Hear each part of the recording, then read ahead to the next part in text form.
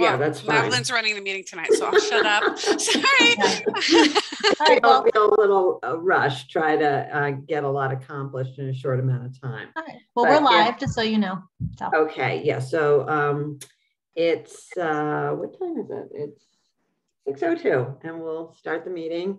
And we'll start with Lisa, since she's here right on time. Great. Lisa, the floor is yours. Good evening, everybody. Tiffany is out this week, so here to kind of update on the financial assistance, the Newburyport Rental Assistance Program.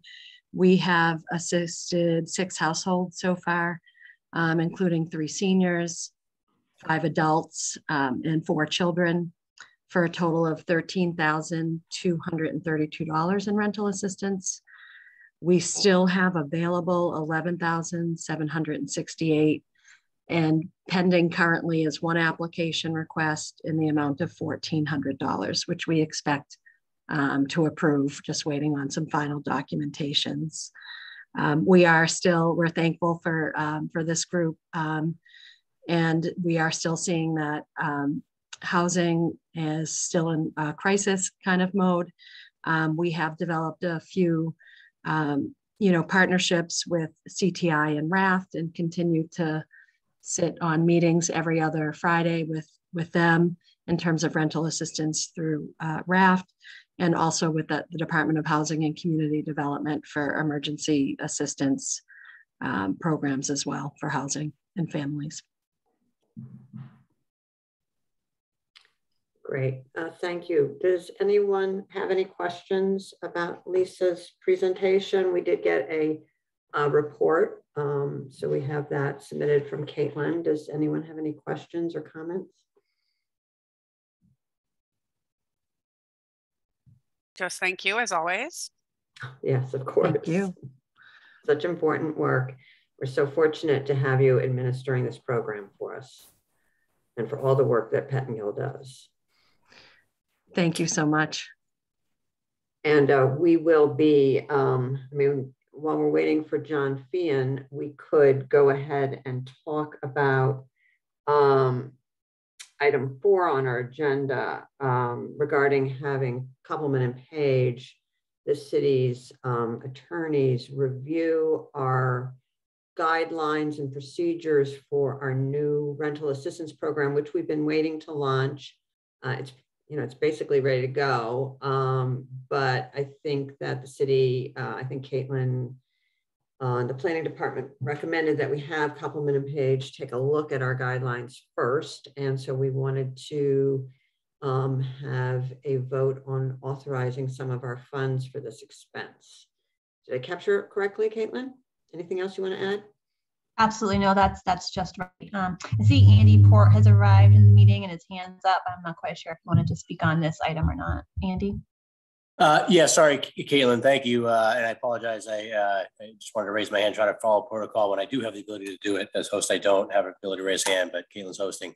Thanks. And just briefly, the mayor apologizes he couldn't attend the meeting tonight, but obviously he's interested in helping with where possible with initiatives. So I just wanted to let you know that.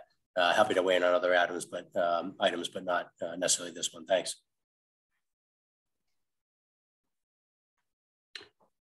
I'm just curious, Caitlin, do you have any idea of what this might cost?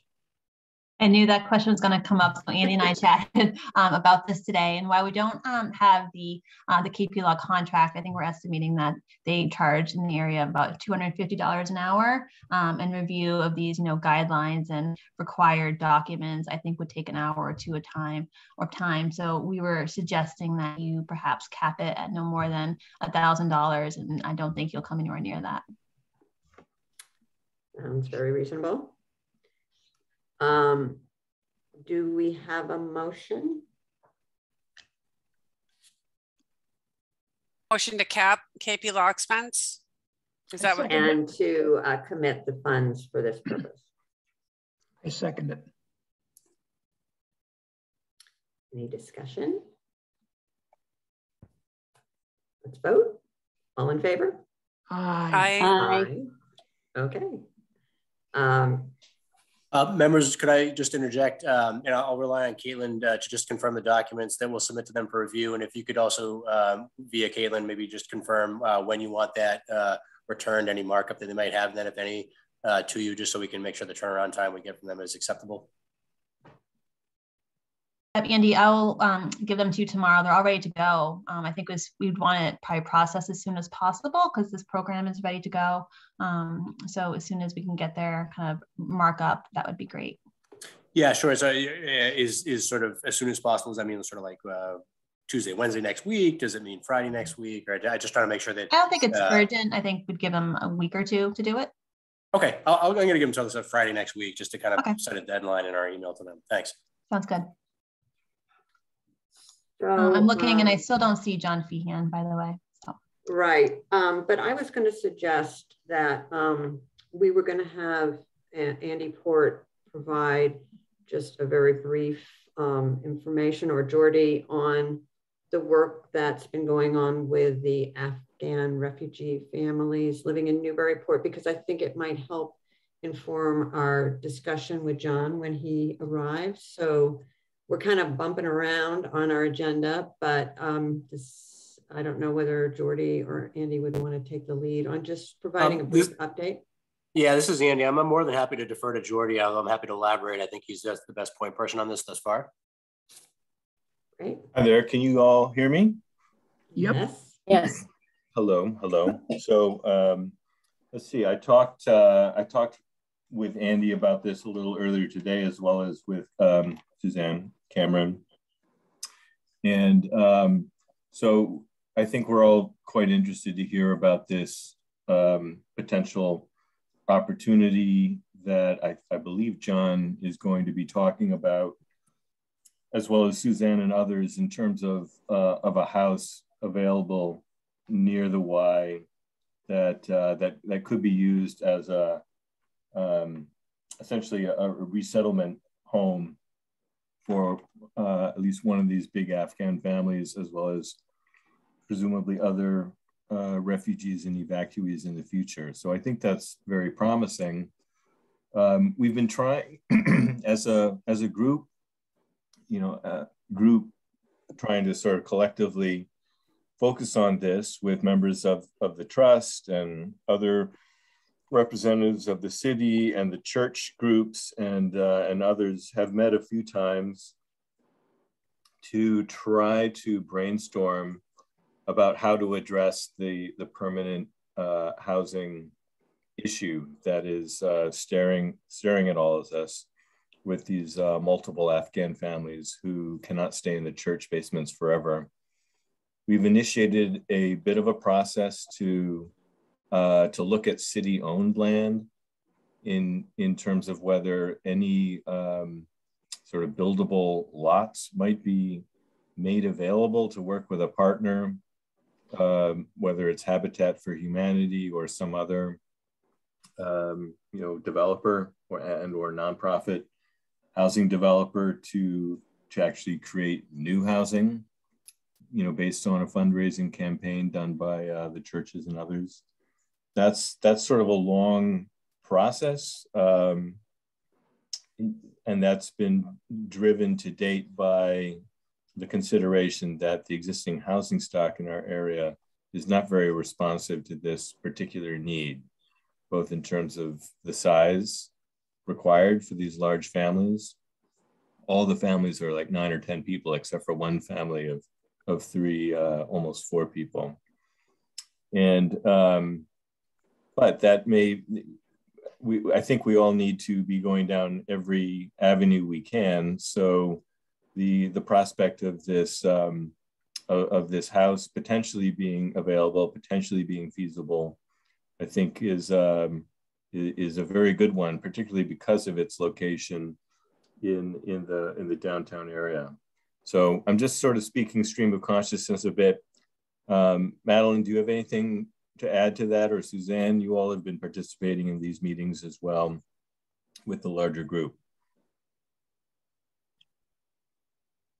No, that's Suzanne. I think you've captured it. The churches are doing an amazing amount of work, and Brian has also been involved That's right. in that group.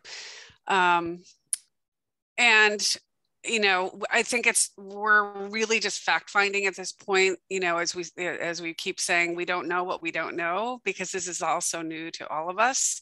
But it's exciting, and a good, you know, it's a good exercise in, and you know, creating new muscles to try to figure this out. So I think, you know, this potential property that John will discuss if he shows up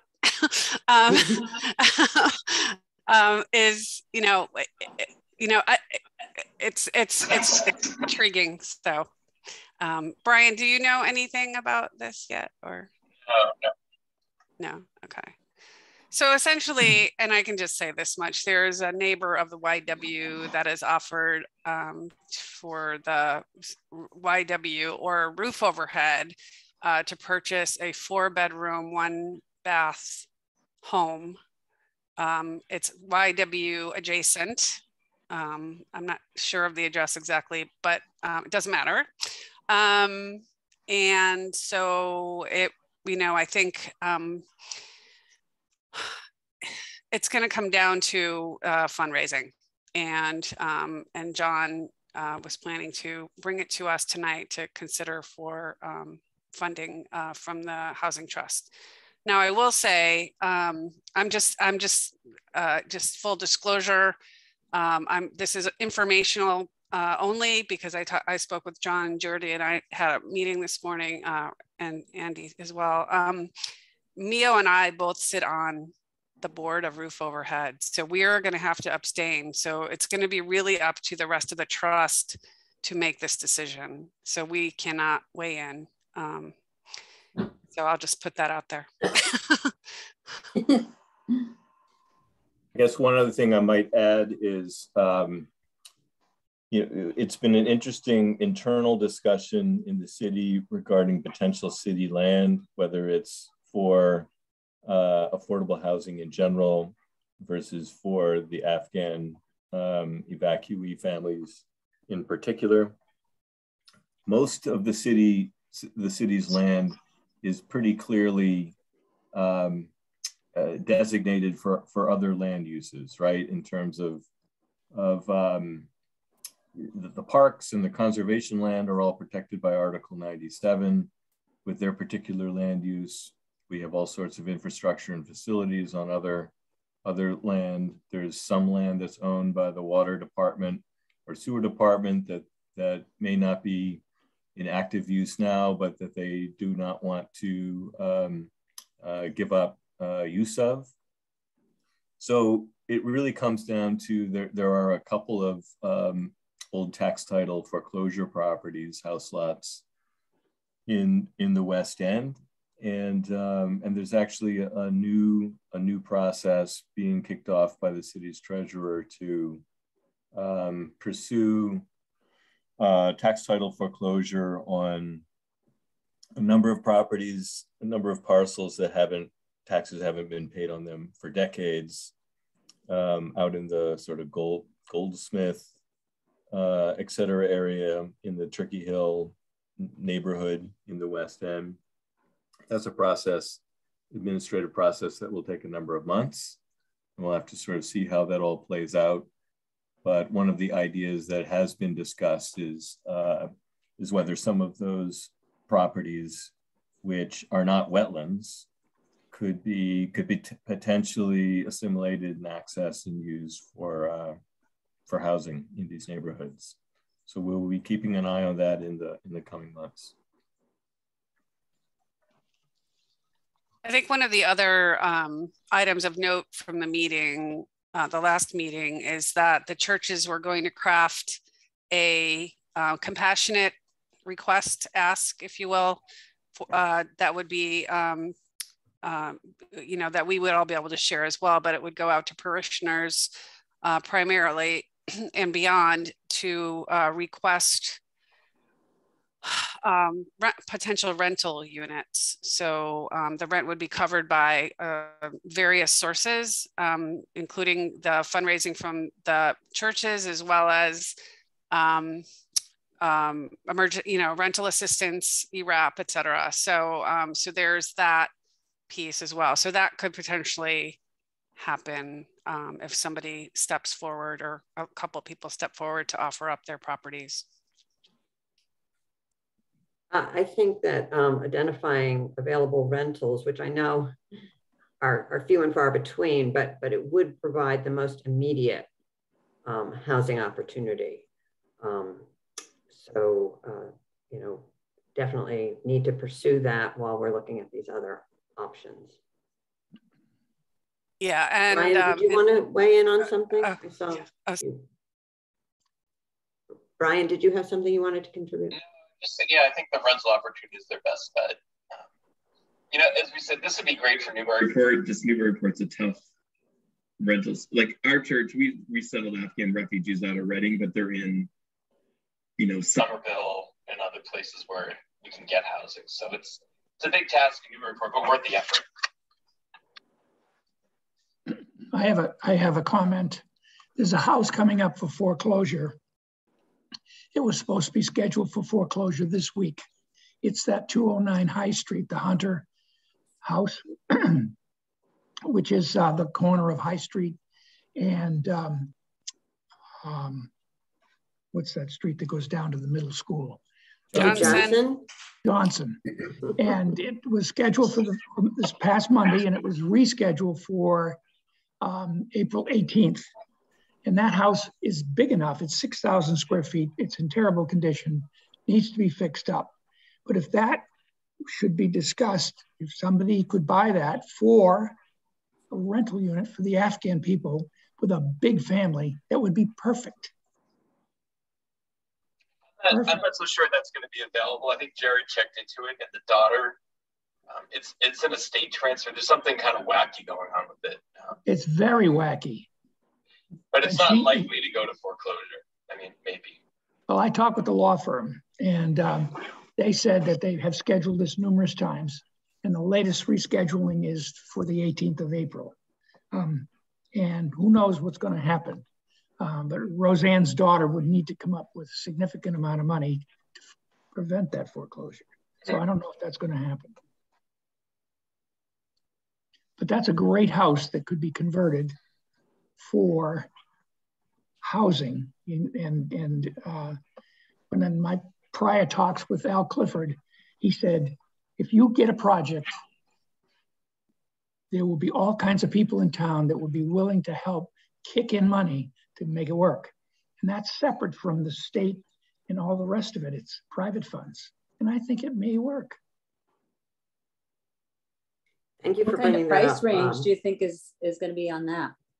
We're Sorry? talking about what kind of price range would something like that be? Well, if the bank takes it back, it would be whatever the bank would be willing to let it go for, which would be significantly less than the assessed value of the property. So, was there like a number 417 on that or something like that? Is that what she owes? Yeah. Okay. How did she get that high? I don't know.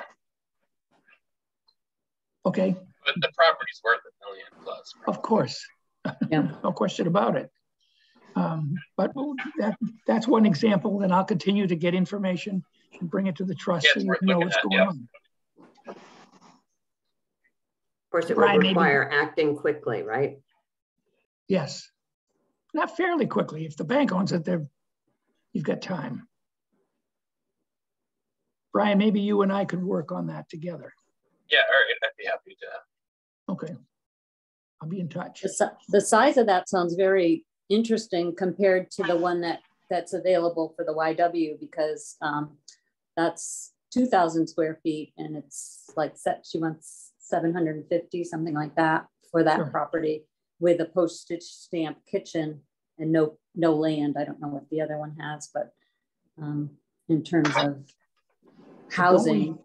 Don't we have two Afghan families, one with a big family, one with a moderate family that we need to find housing for? Two big families. Two big families. Okay. Two big families. Yeah. Well, actually, you wonder if the bank would be open to,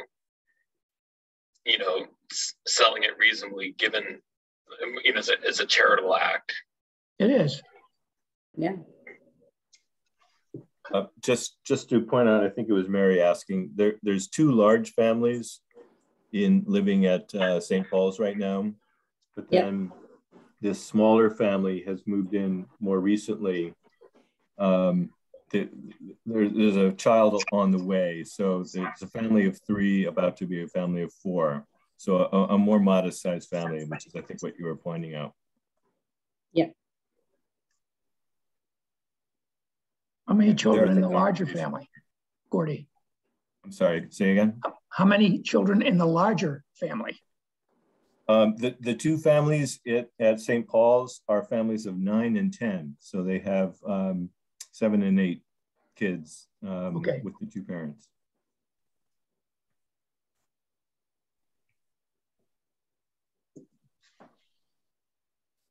They could both live in that house. Yeah, that's what I was There's thinking. enough room in that house to hold them both. Yep. No question about it.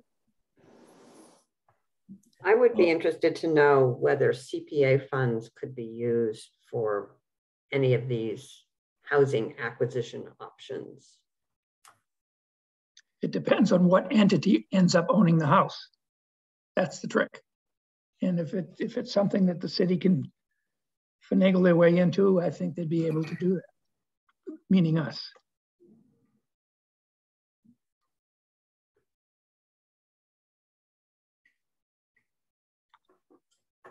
Just another question. Are there any businesses that, because of COVID, have gone out of business that we could convert their space to housing anywhere in the city?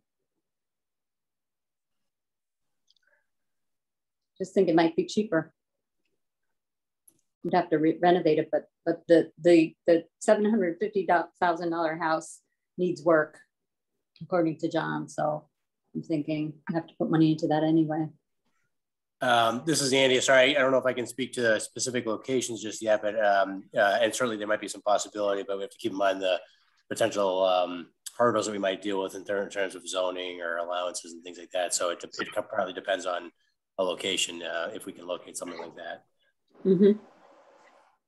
But certainly we're happy to take a look at anything. I'm not aware of anything off the top of my head that would be appropriate there. We could certainly, Caitlin, for instance, we could do some outreach to the Chamber of Commerce and see, to some of the major owners and kind of get a feeler out there and then figure out from there with Jennifer Blanchet, our zoning administrator, just trying to make sure we're on the same page about how quick a path or a simple path it might be, because there are some restrictions about, for instance, residential uses on first floor downtown, that kind of thing. So just stuff we'd have to, other parameters we have to keep in mind for something like that.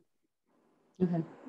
It'd be interesting information to have anyway, just to know that. Agreed. Yeah. Yep. Yeah. Madeline, I have to run, unfortunately, but I'll reconnect with everybody. Bye, Brian. Thanks, Brian. Bye, Brian.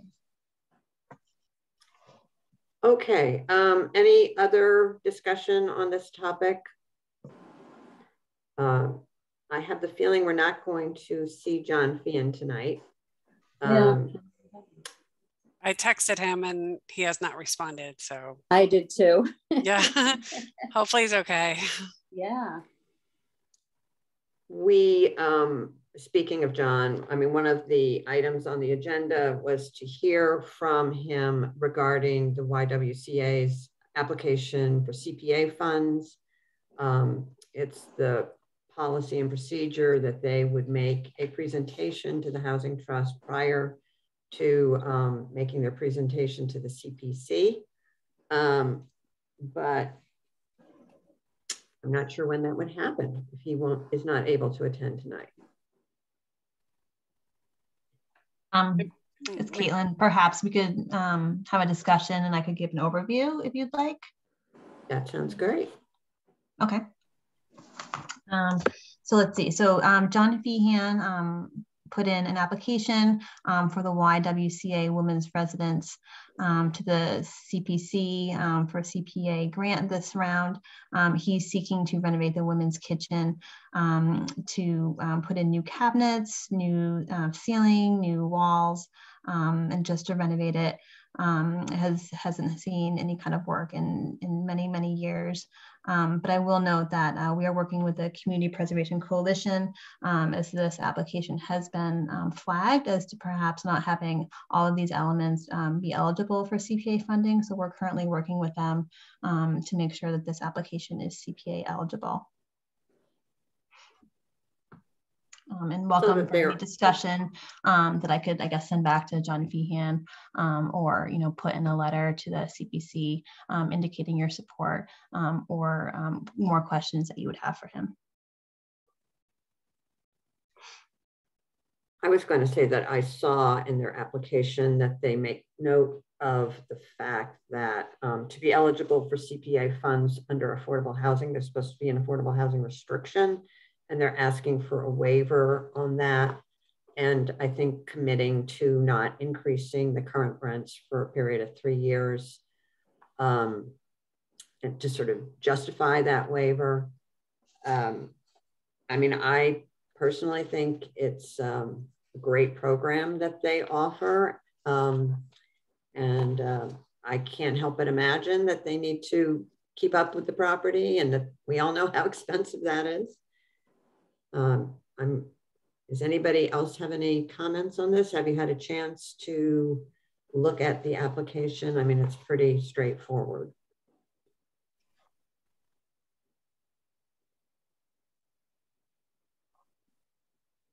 Can you explain the restriction again? Because I guess I'm confused as to why we're looking at a kitchen reno here. Is it because it's within the residence?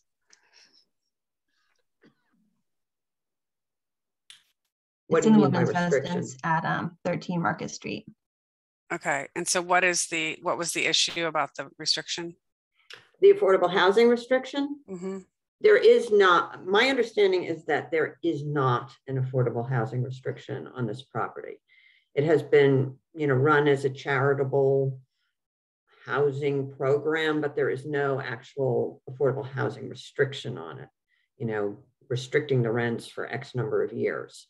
And to be eligible for CPA funds under affordable housing, I think there should be, I'm not an expert on this, but it's my understanding. And I think what they stated in their application is that is supposed to be in place. And they're saying that they would be asking for a waiver for that, restrict that policy, that there be a restriction.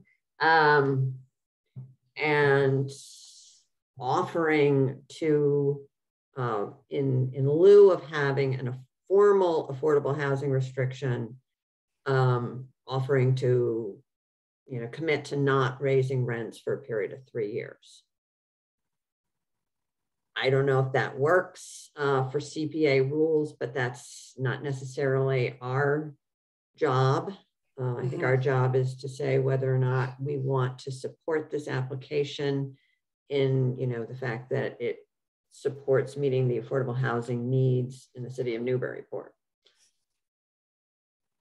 Yes, I just want to add, I think I didn't know about, we hadn't discussed this at the board, so I'm on the board of the YW, so I can't have to recuse myself, but I believe that all the women that rent there are paying very affordable rents. It's not like it's a market rate now. I think it's probably for the red tape that designation brings to the YW, since they don't have it now. But that's just my 2 cents. Yeah, and I agree, Madeline. I don't see this as our remit necessarily. I think it's really, something we need to talk to the CPC about directly. Well, it was laid out in the WISE application. So the ball is really in the CPC's court. I think our job is to, I would imagine they would appreciate it if we were to take a vote to support their funding request to the CPC if members feel that that's something that they're comfortable with. What is the amount again? The amount is $50,000. 50? And they are 50, yes. Yeah. seeking to match those funds with another funding source that they will be submitting a grant application for. But I don't think they'll know for several months whether or not they're going to get that funding. But I think that the budget is $100,000, and they have one cost estimate from one contractor at this point in time.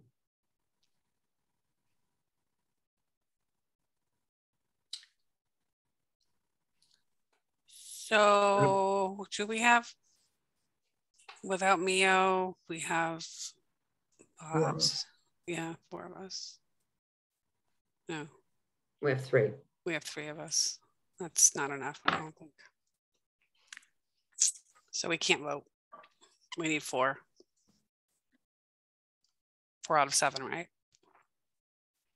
That's right. But I will note that perhaps you can voice your support during the meeting where the CPC hears from John. It will be March 23rd, 2022 at 7 p.m. So perhaps, someone can speak in support of that application. Madeline, you're planning to attend, yes? I will be there. Okay. I will be away. I apologize.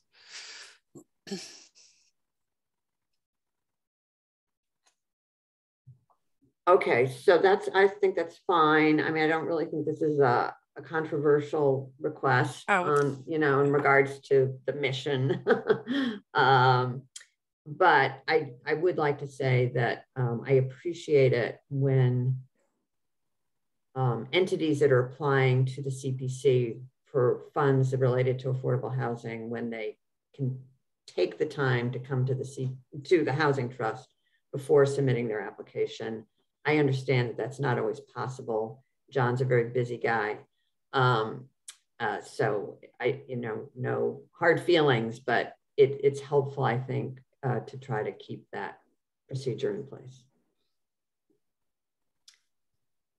Okay. Any other discussion on this? For the record, I really support that $50,000 request. I think it makes sense. It's a small amount of money to provide housing, and let them do it. I really feel that would work. Now, is Mary not a voting? Oh, the chairman. Okay, there's only 3 of us, right? Okay, no, she's on the board of the YW. On the board, yeah. Right. I mean, would any written support from individual trustees work without the whole trust voting?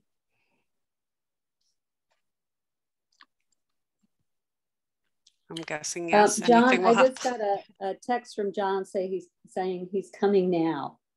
So maybe clarify things. All right. Why don't we put a hold on this discussion, and I don't know what John means by now, but we can move on to, we can approve minutes. We don't have them. We'll have them the next time we meet, which is fine. We could do something easy, like talk about our next meeting date. Are there any other updates from planning? Well, I was just trying to do something really quick. Oh, okay. Sorry. Yeah. Caitlin suggested some possible meeting dates. Yep, I suggest, let's see. So I suggest April, I give you a few options. April 21st, May 5th, or May 19th.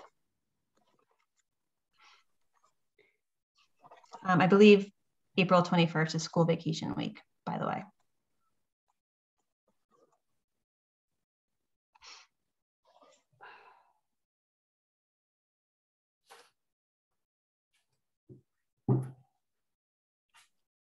I'm fine with any of those.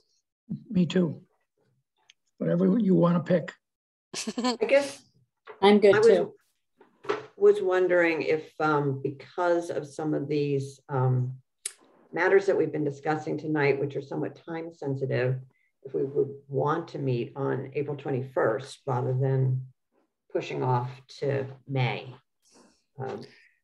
That's fine with me. Yep, I'm good. I want to say if this opportunity presents itself, we might have to meet earlier. Just we might have to do an ad hoc or a e-vote or something. That's fine. Anytime. Okay. I'm completely flexible.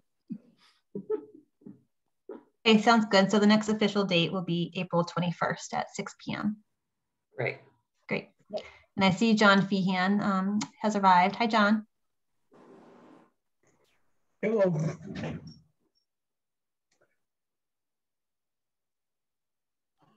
John, the floor is yours. We have been discussing some of the matters in your absence. We've discussed the application to the CPC for the Market Street residents. I think we're all in agreement that we're supportive of that. We cannot take a vote tonight because we don't have a quorum. I will be in attendance at the CPC meeting on the 23rd, and I can voice my support for your application at that time. I don't know whether anyone feels that we need to discuss that matter further, or I think you also have another topic that you wanted to discuss with us. Yes, so first of all, I apologize for being late. I had it in my mind that it was 7 o'clock and so decided to go out for a walk. And then somebody texted me, fortunately, so I raced back and got in here. So my apologies. The other matter, and thank you for your support of our application for kitchen renovations. It's long overdue. The kitchen really needs some help, so that's greatly appreciated. John, we did have some discussion about the waiver that you were requesting. Maybe you could just explain that. So we're over time, I guess the CPA regulations have changed, or the city has begun enforcing them differently, or I'm not quite sure what, but now they want a affordable housing restriction placed on CPA funds. And our building is 200 years old. It's part of the YWCA. It's connected to our administrative offices and to our pool and fitness center. And for this amount of money, I hesitate placing this type of a restriction on the building because it's never had an affordable housing restriction on it. It is the one and only asset that the YWCA has that's its own. And so placing that kind of a restriction on it is just burdensome to the YWCA.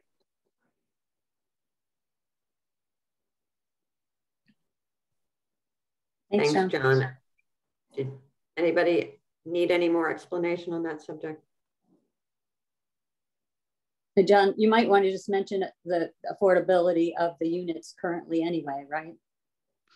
Yes, so currently there's no formal income testing of our units. However, the majority of the women who live there are extremely low income. Many of them are on fixed income, either Social Security or disability. And we keep the rents really low. Like, I don't think in 10 years, I don't think we've raised the rents at all. So right now, the cheapest room is, I think, somewhere in the realm of $75 a week, and it goes up to $110 a week. I might be off a little bit on my numbers, but and that includes all utilities. So through CPA funds, through private grants, we've been able to do all the major capital repairs to the building and keep the rents low. And so we're certainly willing to keep the rents low and to enter in an agreement to do so in lieu of a waiver. I mean, in lieu of a affordable housing restriction.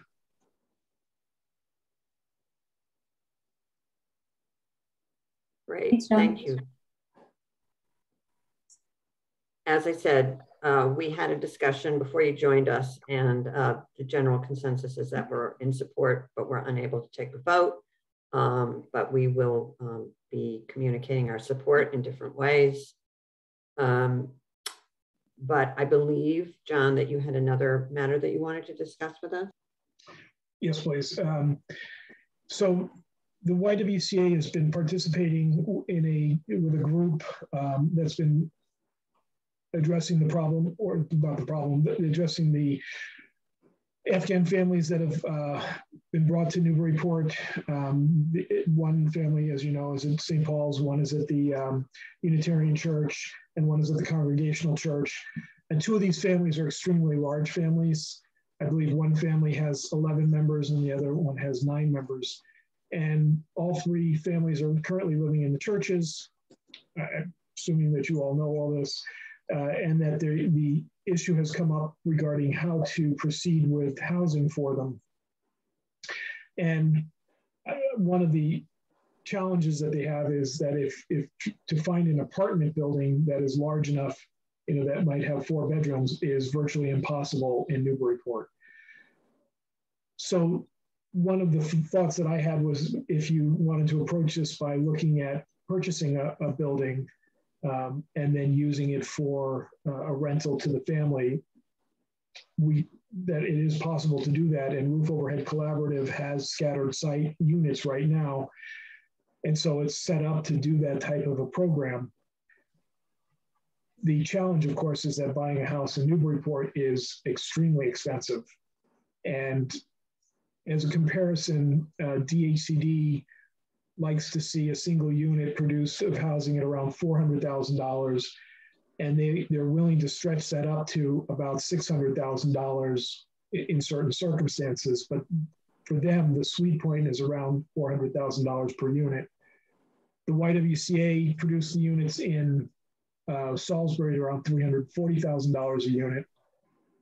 So to do a single unit for a family where the asking price of the house is $750,000, and we're gonna assume that it needs some level of modernization.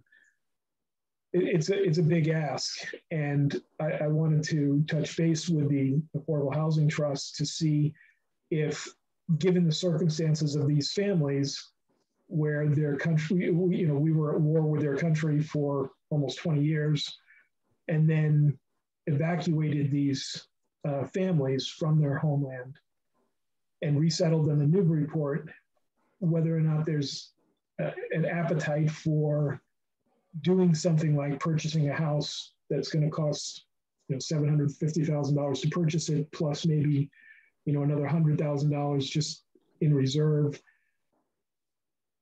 Whether or not the Affordable Housing Trust is interested in supporting that type of a venture, and if so, would you be willing to contribute $250,000 to that type of a project?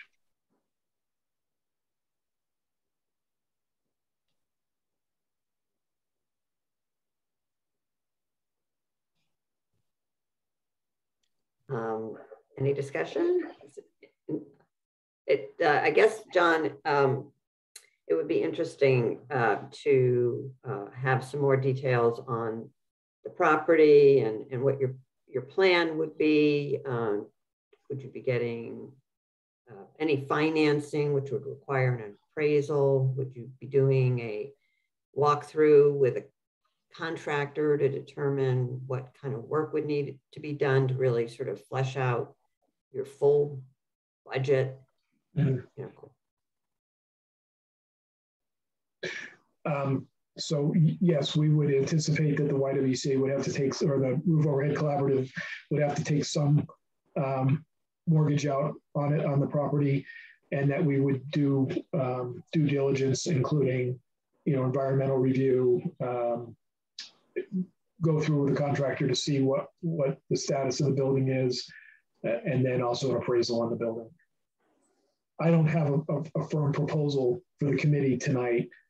I don't want to waste my time running down a rabbit hole if there's no sense that this is a project that people would want to move forward with. John, is there a way for you to get in there? I think the answer is yes. I could call the owner and see if we could get in there next week. Well, one of the questions I raised before you joined us was whether or not CPA funds could be used for this purpose. You know, we sort of get back to that question of having to have an affordable housing restriction. And I don't know whether, I don't know whether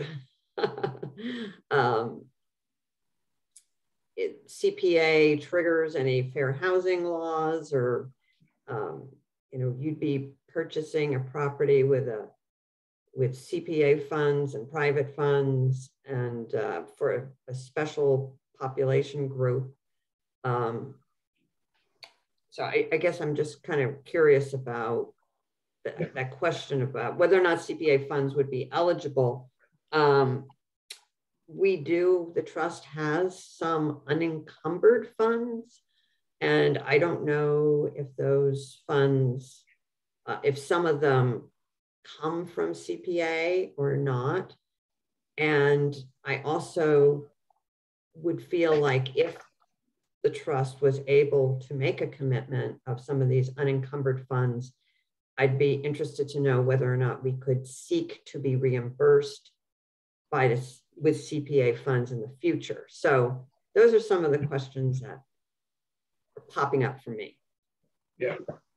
Madeline, you did mention one thing about affordable housing restriction, and we would absolutely be supportive of putting an affordable housing restriction on this property. In terms of fair housing, I think there is an issue. When I broached that with this, as you know, when I broached that with the state, they didn't seem to be willing to consider a waiver or an allowance for this type of a situation.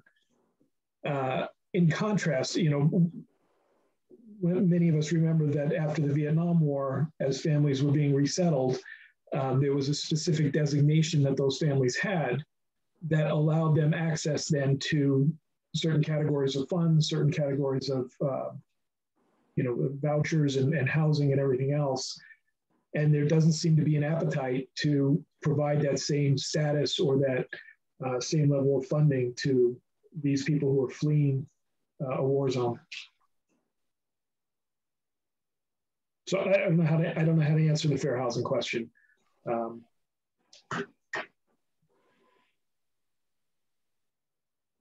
Maybe Caitlin or Andy could look into how CPA fits into a purpose like this. Yep, it's Caitlin. I will look into it. I mean, I know that you can use CPA funds to, can be spent on the acquisition of this kind of property. And I know I'm looking at the coalition site, you know, CPA gives preference to adaptive reuse of existing buildings on developed sites. So I know that, you know, some of your undesignated funds do come from CPA funds. I know that CPA funds can be used to support these kinds of projects, just like you have the Community Partners Program, you know, which is all, you know, based out of CPA funds, and you've provided grants to the YW in the past. Yeah, I concur with Caitlin. Thank you. Yeah, and just also, and I promised I wouldn't weigh in here because of a conflict, but I'm wondering if there is a humanitarian carve out here that we can, you know, utilize the humanitarian aspect of this, and that the nonprofit would designate this property as a refugee resettlement property rather than combine it with the other program.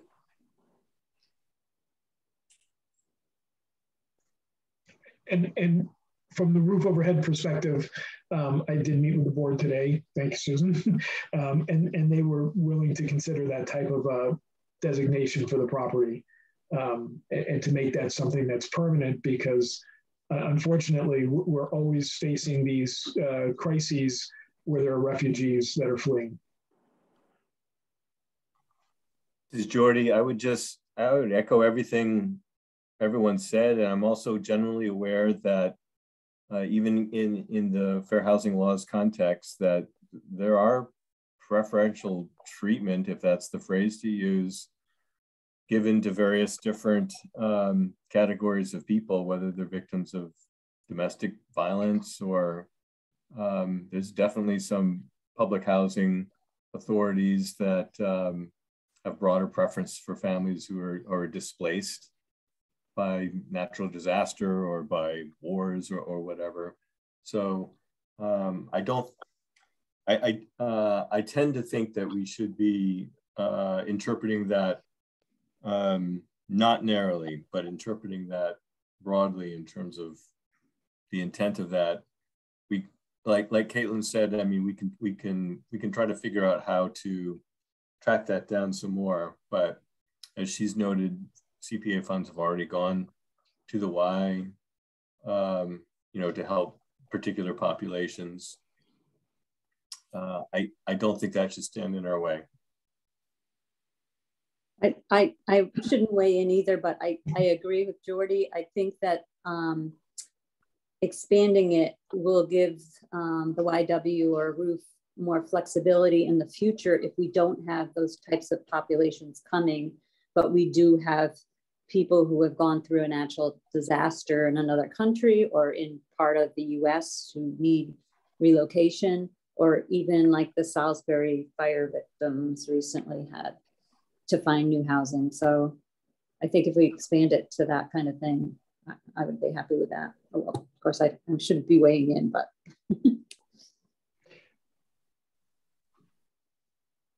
So I'm just sort of wondering about what kind of an action we could take tonight with perhaps two of our members not being able to vote.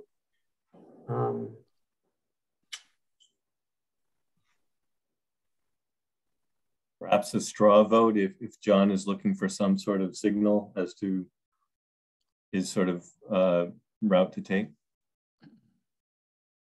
Well, I am very excited about this opportunity for the trust to be able to step in and take some kind of positive, show some positive support for initiatives like this, addressing this most important need. I feel like one of the reasons why the trust exists is so that we can be nimble and commit funds to housing opportunities rather than having to, you know, go through a more lengthy bureaucratic process, you know, taking to city council or something like that. So, you know, we have funds available that we can commit, and I would be excited about the opportunity to do so. I would, though, like to add that I would like to feel that we, as a trust, would go back to the CPC with an application in the future. If we actually end up expending funds for this purpose, that we would go back to the CPC and make a request to be reimbursed.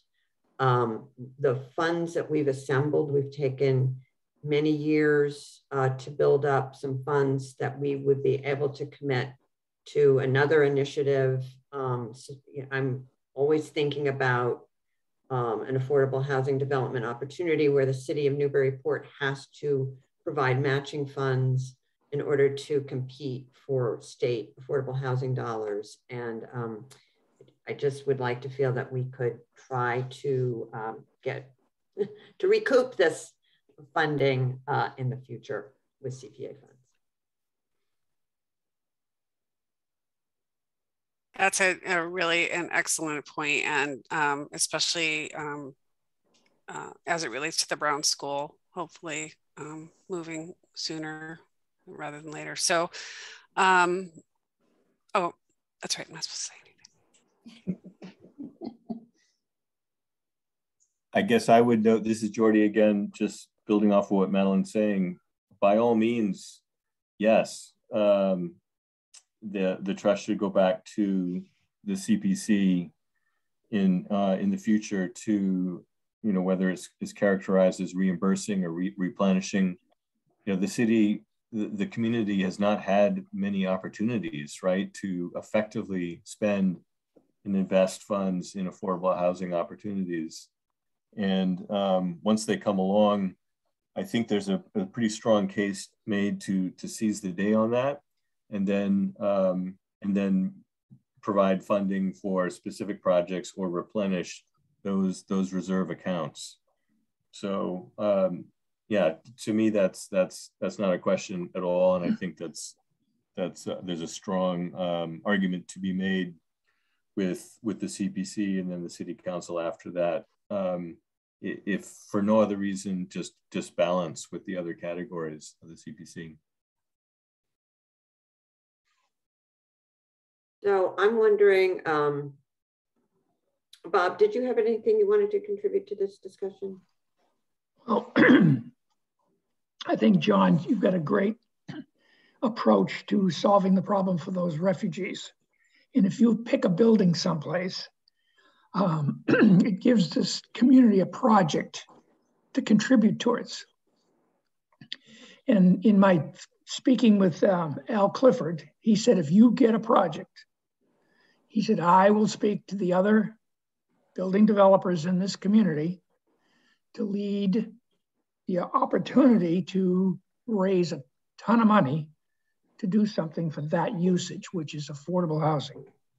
And that opens up other nonprofits in town to be able to contribute a significant amount of money to help people find housing, which we desperately need. We don't have affordable housing in this town.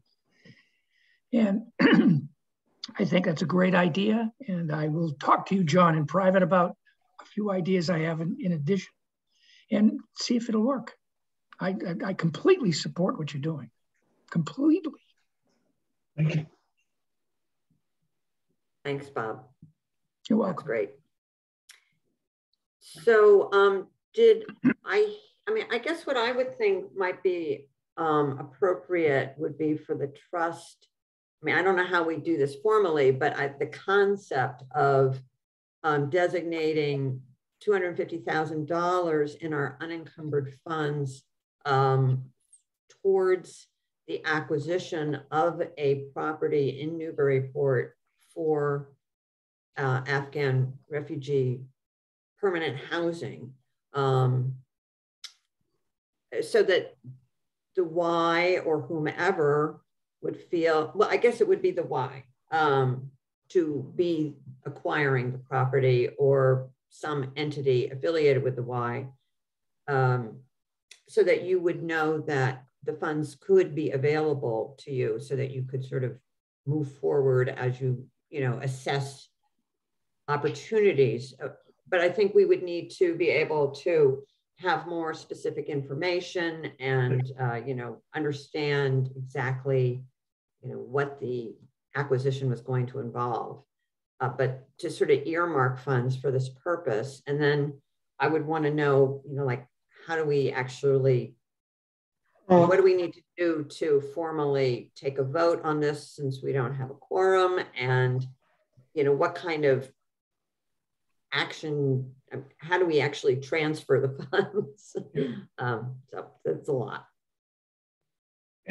And Madeline, I learned about this opportunity on Tuesday, and she's ready to put the thing on the market. So, I asked her if she'd hold off for a couple of days. And that's why I don't have a well-designed proposal for you to review at this point.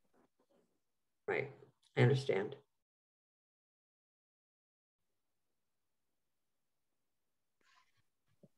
So maybe Caitlin or Andy, could you give us a little guidance on how do you think we formalize something so that we can give John some confidence in moving forward? Hi, well, I'm sorry. Yeah, sorry, go ahead. No, go ahead, Andy. Were you assuming a sort of straw poll vote, or? Well, I mean, we have, as a trust, taken votes via email in the past. We can get Karen Weiner to, we can communicate with Karen. Oh, I see John's got his hand up. John, did you want to weigh in?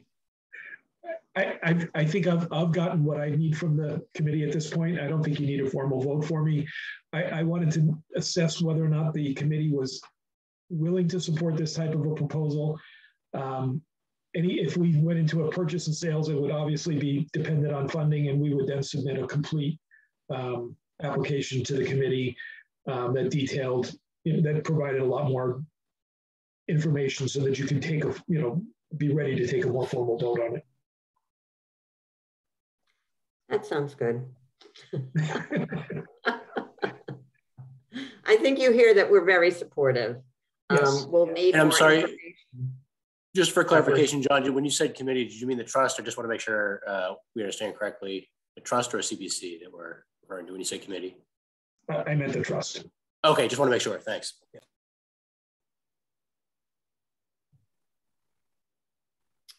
Okay, I will make the point of communicating this with Karen Weiner, who's out of town, just so that she's up to date. And, if we need to have a meeting before April 21st, is that when we scheduled our next meeting? Yeah, April 21st, we will, to respond to this opportunity. Okay. And I'll try to do better to be on time. Okay, this is very exciting. Thank you so much, John, for all you're doing to address this very pressing need. Really appreciate it. So stay in touch. All righty. Thank you all. Thank you, John. Thanks, John. Bye, John. Bye now. So I would like to suggest that we, we have on the agenda touching on our strategic plan. I can do that very quickly, but I didn't know whether or not Andy or Caitlin had anything that they wanted to update the trust on. It's Caitlin here. No real updates, just to let you know, just to confirm for you all that I did submit an application to the CPC for a request totaling $230,000 for a set aside of $200,000 for affordable housing development initiatives, and $30,000 to be used for consultant services to update the city's housing production plan. And to let you all know that the presentation that Madeline will give a brief overview to the CPC on Wednesday, March 23rd. And then the next meeting would be deliberations that Madeline may want to attend on April 27th at 7 p.m. Thanks, Caitlin, for giving that update. Also worth noting maybe that the Minco, and I apologize because I'm multitasking during our meeting, but I don't think it's been mentioned yet, maybe that the Minco 40R project on Route 1 was approved last night at the planning board meeting for the 92 units, 23, I believe, affordable, and all 100 or 100%, I should say, counting on the city's subsidized housing inventory because it's a rental project, just to keep you in the loop. And obviously, as you know, there's ongoing efforts to regroup the council and try to get some consensus relative to the adaptive reuse of the Brown School for housing, presumably, and the outstanding questions about the gym space or any other maintained municipal use there.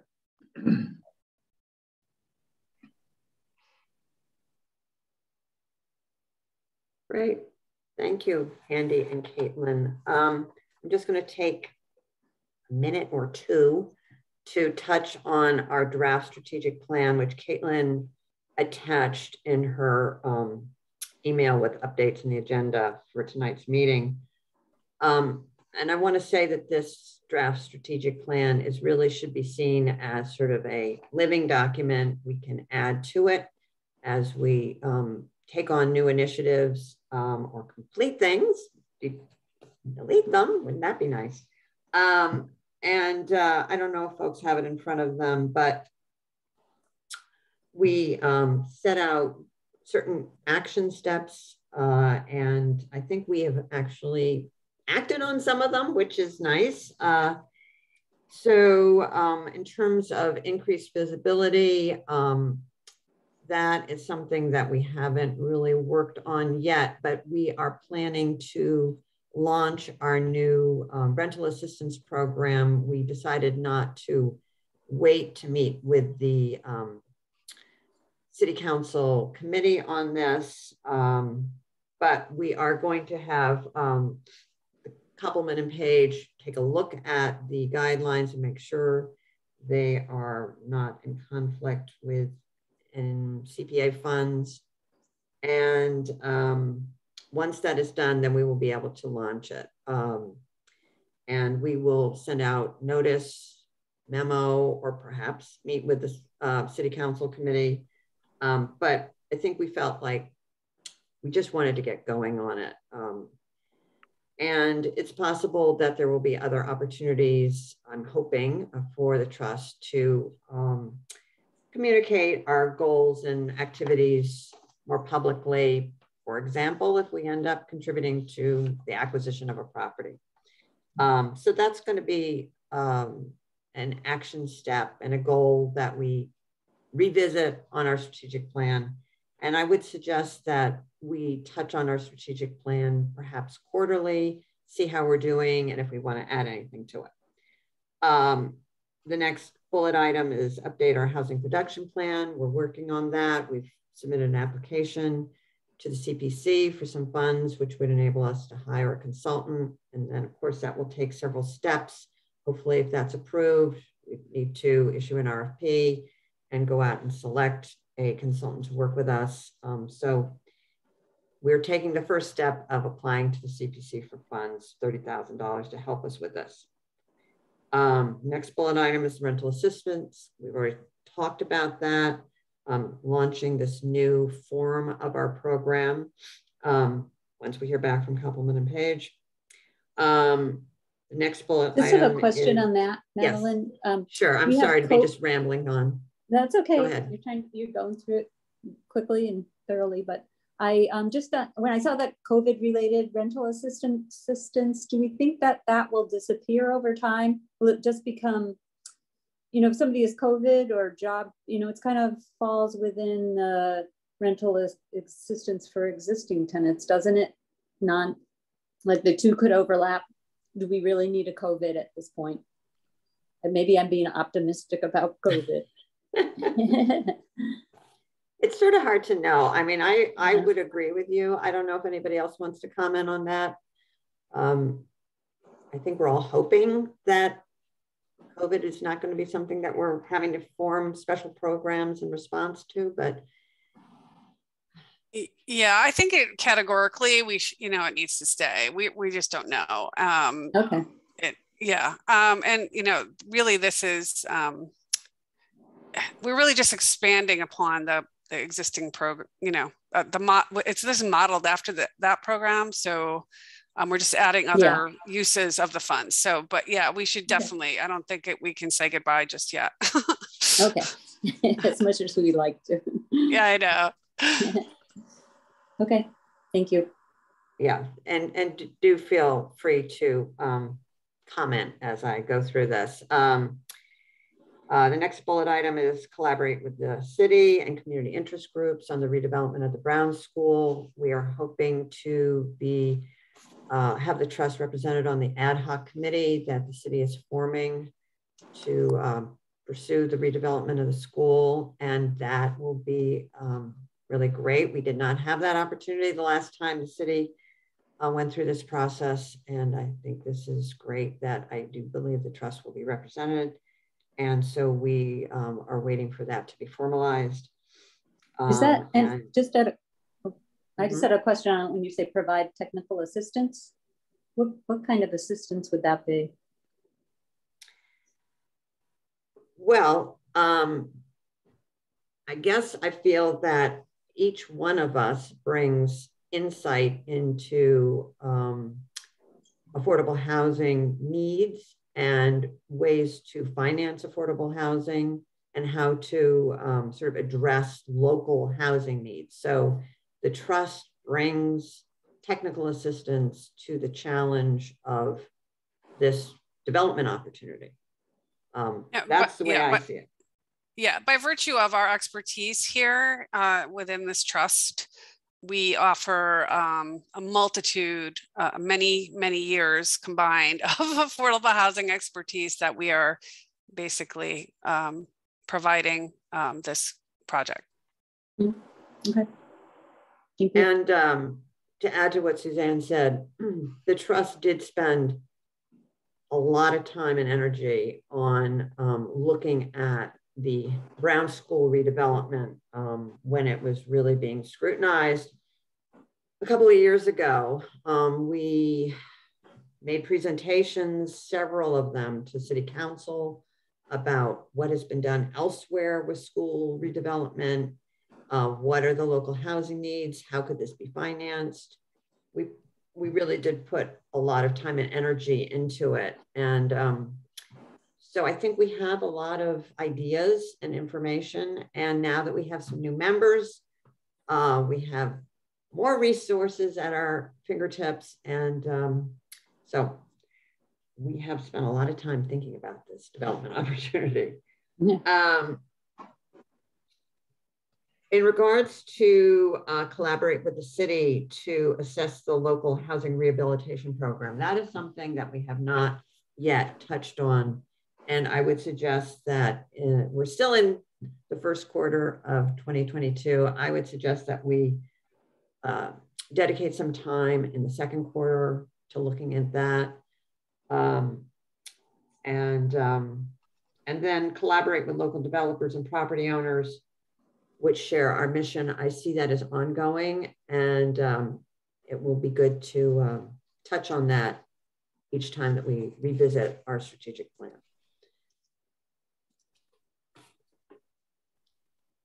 Any other discussion on this? I guess, as I'm saying, I would like to feel that this is a plan that we touch on regularly and sort of keep track of how we're doing, and do we want to add anything to it? I agree. This is kind of our scorecard, right? We want to go back at the end of each year and be able to articulate what we've accomplished throughout the year, and through goal setting and strategic planning. This is how we do that, and I think it breaks it down in a way that everyone can understand, both the public and our elected officials as well. Thank you, Madeline, for taking us through that. So will we be adding goals to it at some point? Specific? We can add goals anytime we want. Okay. I'd welcome any ideas you have. I mean, there may be opportunities to collaborate with the planning board. I don't know if the 40R district is going to be expanded or modified. Waterfront West. There's a lot of things going on where the trust could play a role that could be added to this. I mean, even the, providing technical assistance and, solutions to the refugee resettlement situation. That's not yet on our plan, and that's something we can add because it is something we're actively discussing and working on. I think the refugee settlement program should be a line item for us that we can talk about each time. Great. I'm making a note of that. All right. Thanks, Madeline. Okay. Any other discussion on the strategic plan? I think we are done. We have a date to meet. We don't have minutes to approve. Are we ready to adjourn? We don't have a quorum. Don't have a quorum.